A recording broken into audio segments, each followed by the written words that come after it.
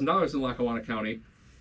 Well, if they made your assessed value $100,000, you'd be paying $30,000 in taxes. Right. So they would have to apply the common level ratio and say, oh well, our tax assessment is 90% off, so you bought it for 100, your assessment's 10.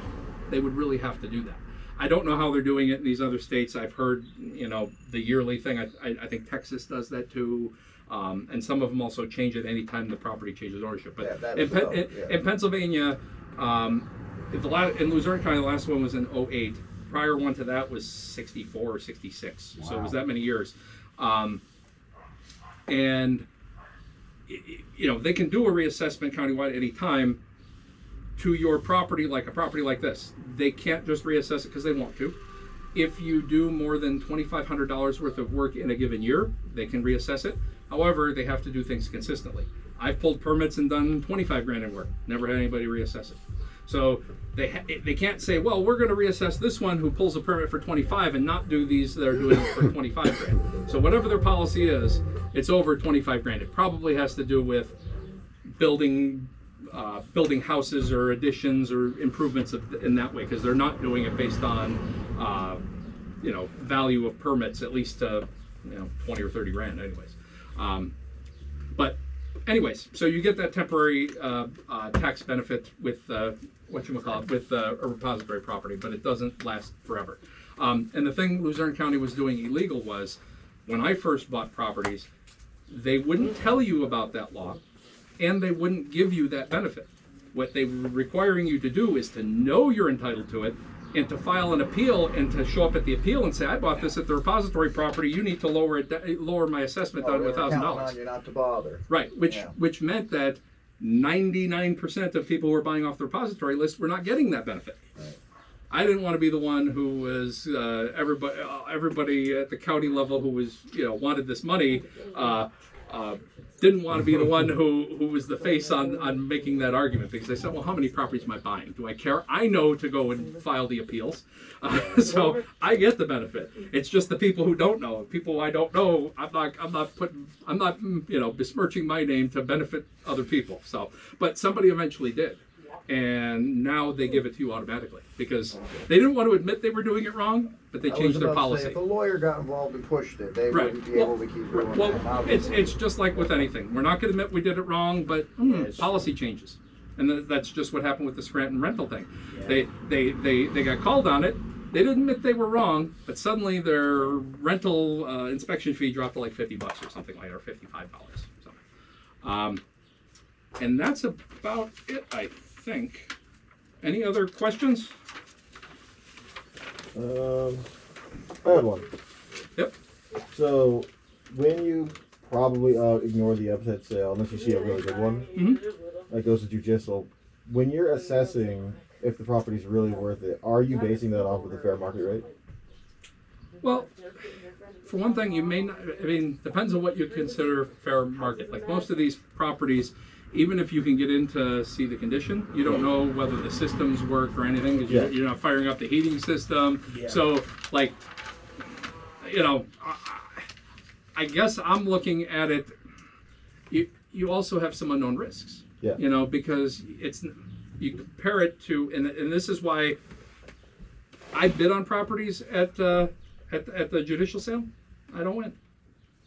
What happens is I look at it and I say, geez, for what I'm bidding, I still think I can find a similar property at the same price outside of the sale, and I'm going to buy it through a process where I have known risks or less risks, where here I'm buying it and I have all these unknowns that I have to deal with afterwards. Yeah. So it's not just the fair market value based on the condition. You've got to factor in the risks are, having to deal with the estate taxes, a quiet title, the fact that you can't get title insurance for a year. Time is money. Yeah. If you want to turn this property over, you're going to be holding on to it for at least a year, because you're realistically not going to be able to sell it. So, like I said, fair market is a starting point, but then I have to factor in all the special things that are about buying it through the tax sale that are, more risk, more hassle.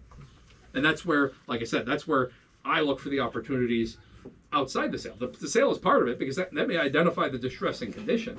Yeah. But you have an advantage here being local yokel. See, the people outside the area, it's, if you have a lot of money and you're from outside the area, you can make a scouting trip up here, scout the list, show up at the sale, and buy multiple properties, and that's efficient use of your time. For people here, your boots on the ground.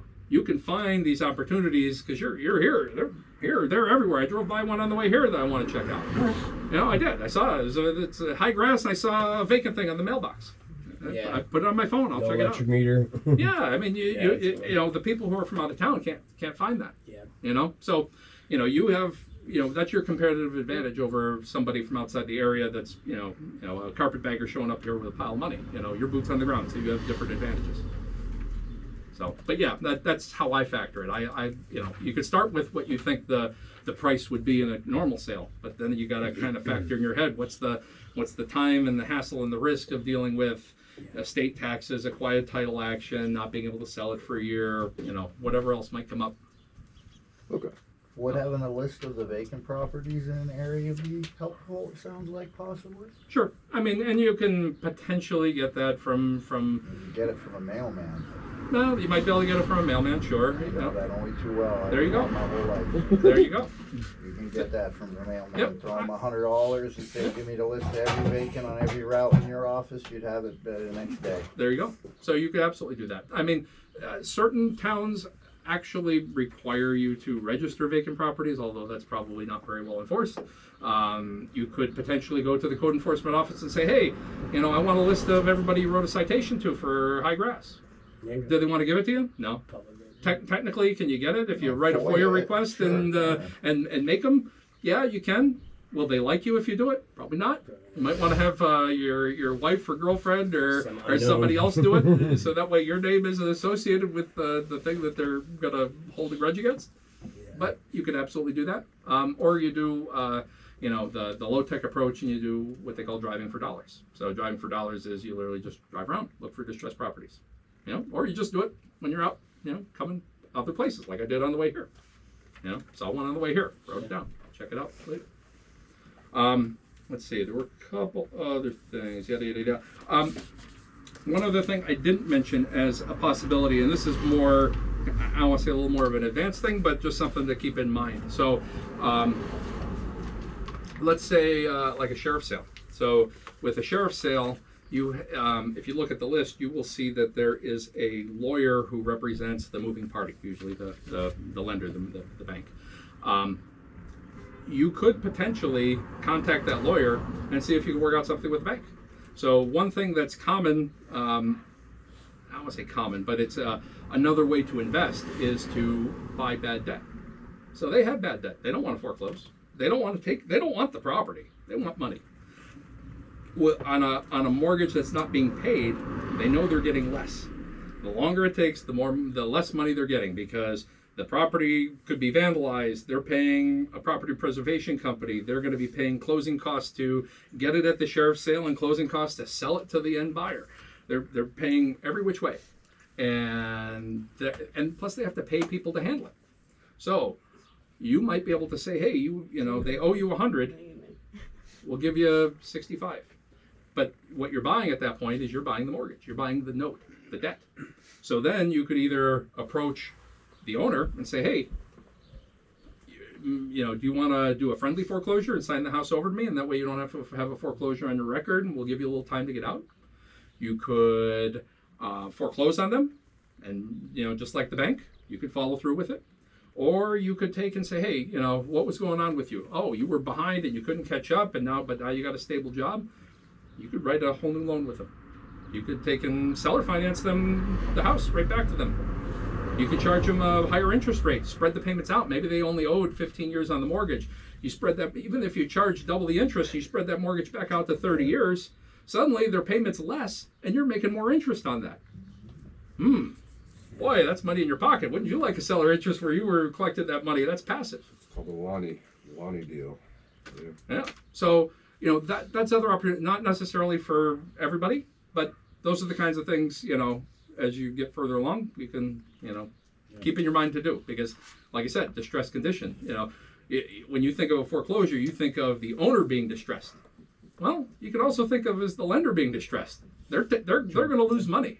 They don't want to lose money, and they don't. It's not just they're going to lose money; they're going to lose money, but then they also have to deal with the property, and they're not well set up to do that. You know, it's a big hassle for them. They want to lend money. They don't want to manage. Yeah, they don't want to manage these properties to sell. So. Well, I know a couple people got to leave. We can stay talk, but we'd like to get this wheel spun. So if we want to pay up their lottery, I went into. you're already in. Nah. You're the speaker. Yeah, donate the speaker. Right here. You're Oh, already in. all You right. did all the work. All right. Here we go. Do the dance. Purple. We're gonna allow the speaker to spin it. No, I don't want I the don't fix know to what be in. numbers are Yeah. which. I was gonna Yeah. say. Your numbers are up there. Oh, Put God. pennies to the back of it.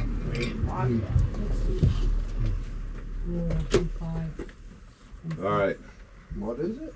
Everybody's names up there. Oh. A big head in there. Yep. Everybody good. Everybody Oh, know I his see number. little, that's me. Everybody knows their I don't number. know the number. Which money? Ready? That was a weak spin. That was a week. Go two.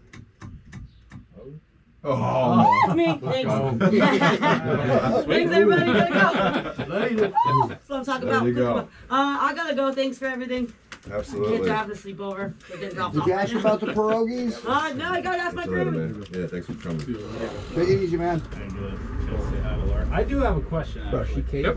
At what point do the fork, so like Shouldn't be on there. Fannie Mae has